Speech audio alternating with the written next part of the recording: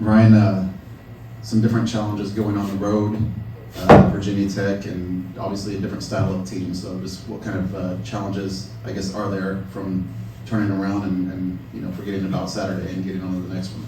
Yeah, obviously an electric atmosphere. We showed a clip of Inner Sandman in our team meeting last night on the Virginia Tech intro.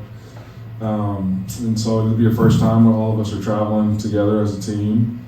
It's hard to do that on the road and all the challenges that face us from a schematic standpoint. Very balanced offensively, 11 and 12 personnel. Quarterback is a big guy that's a lot more athletic than you want him to be. Very long team on both sides of the ball. Big up front, big on the perimeter. Defensively, you can see a 4-2 shell.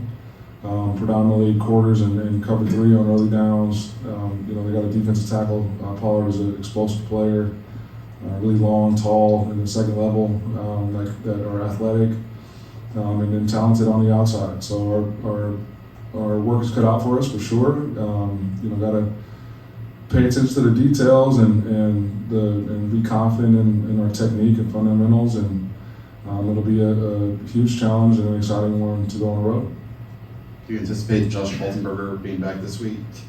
If everything kind of goes according to his rehab, if it stays on schedule, I would anticipate him being available. Yes. And then last thing, Caleb Crockover was doing the kickoffs for most of the game the other day. Is that a path you'd like to go where you have a different kickoff specialist and a different guy for field goals and extra points? Yeah, just whoever gives us the best chance to be successful in both of those phases. Yeah, Ryan, you've had a chance to look at the film. Kind of give us a sense of maybe some of your takeaways, some of the good, and some things you need to improve at. Yeah, after watching it, you're definitely frustrated because there were opportunities all over the place to win that football game.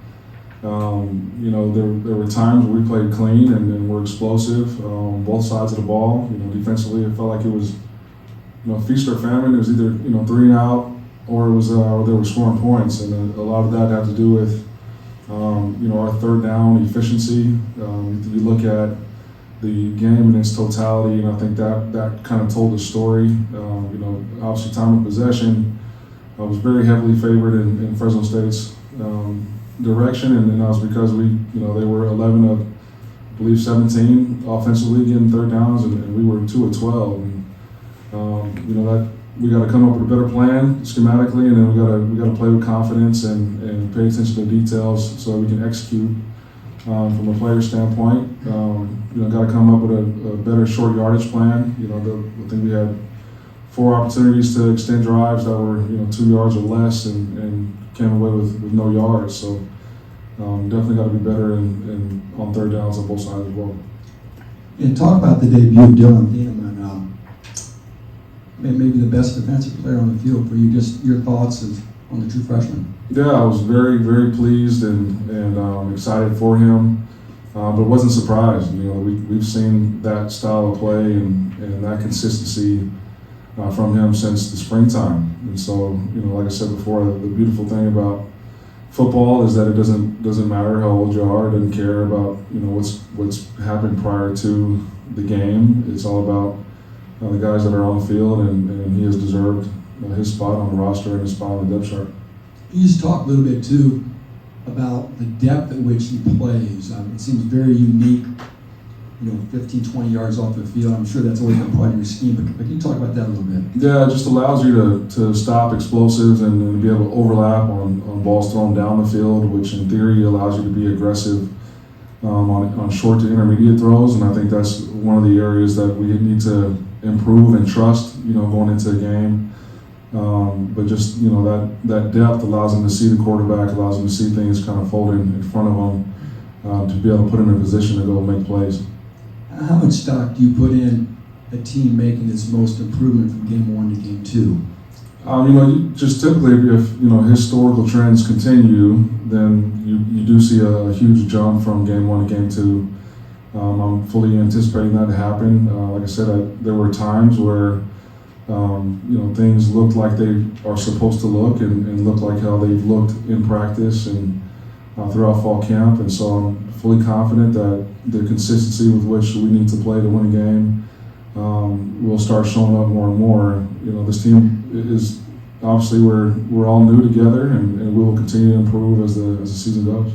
First game as a head coach, how do you think it went? I mean, we lost. You know what I mean? Obviously, you know, the atmosphere at Ross-Ade is you know everything that you want it to be. You know, just the feelings of euphoria. You know, we're all there, and we got to come away with wins. That's why we're here. That's not the standard and not the expectation to have opportunities to win. It's to win ball games. So very disappointed. You know. Yeah, you know, you don't play that out to go that way in your mind, but you also can't overreact and panic. You know, from one game. You know, so that was a good opponent. You got to give Fresno State a lot of credit and that coaching staff a lot of credit. They've done a lot of things in that program to lead to success. And so when you make mistakes like we made, and you know can't extend drives or can't get off the field, you know, it's hard to win. Any postscript on Hudson Card's performance now that you had a chance to sort of digest it? Yeah, I mean, you saw flashes of what he's capable of doing, both with his arm and his legs. We got to do a better job of protecting him and giving him an opportunity to stand in there and deliver, you know, accurate and confident throws. I thought we did a good job of catching the ball well. You know, still need to be more disciplined with splits and depths of some of our route concepts. But like I said, we had opportunities to win a game and play explosive at times, and we will definitely improve.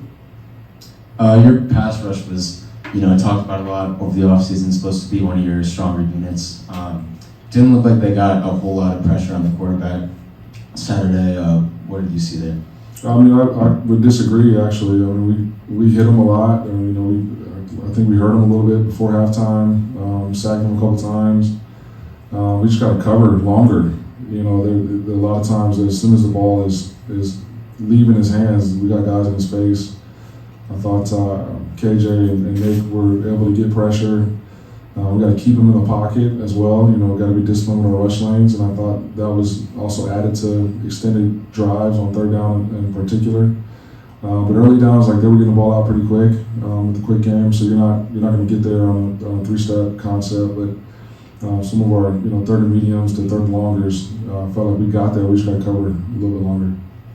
And then it was your first, obviously the first game you coached, but then also the first game that you were actually coaching with your staff and everyone on that sideline. So how was the game day workflow there, and did it run as smoothly as you wanted it to? Yeah, I mean, obviously you're going to improve, week in and week out, and you're always going to find things to critique to get better. But I thought, the communication was clear. I thought we were pretty clean from a substitution standpoint. We had the one where we had to burn a timeout offensively, but other than that, I thought it was smooth. Nobody was panicking. Nobody was overly dramatic or anything like that. And so we'll continue to get better. What's your philosophy? I mean, this is your first road trip. Do you like to leave later? I know you maybe leave later in the afternoon. Do you like to do walkthroughs? What will be your stamp on how you handle road games? Is it all dependent on the start time of the game, and how do you handle it? Yeah, a lot of will be dependent on what time the kickoff is. We'll do our walkthroughs there. We'll do meetings there. It's good to just get out, travel, get a lay of the land, get used to your surroundings, in order to put yourself in position to win a game on the road. Kept a pretty tight rotation at wide receiver. I think all three guys played more than 4 snaps. Is that the trust in those 3 guys, or would you like more guys to establish themselves there? I think it was a combination of the game getting tight and kind of going with who you trusted that you've seen the majority of throughout fall camp. But I do think we also need to rotate guys more. That was one of the things that we discussed as a staff post game is we got to be more precise on our rotations and giving guys an opportunity that are fresh to go showcase what they can do and gain some more experience. So I'd anticipate, you know, the reps to be more evenly distributed, but, you know, not evenly distributed, but more in rotation for sure. You asked a lot of Scourton and Jenkins in their roles. How did they, I guess, handle that first game in terms of all the stuff you asked them to do? Yeah, you know, obviously there's players that you want back, but I thought they played with speed and physicality. I think that's also another position group that we got to rotate a little bit more. You know, they got quality guys behind them that can play win football, and so to keep that group fresh, I think will be key as well in terms of getting to the quarterback and causing pressure for him. Any other questions for Coach? All right, thank you, Coach. All right.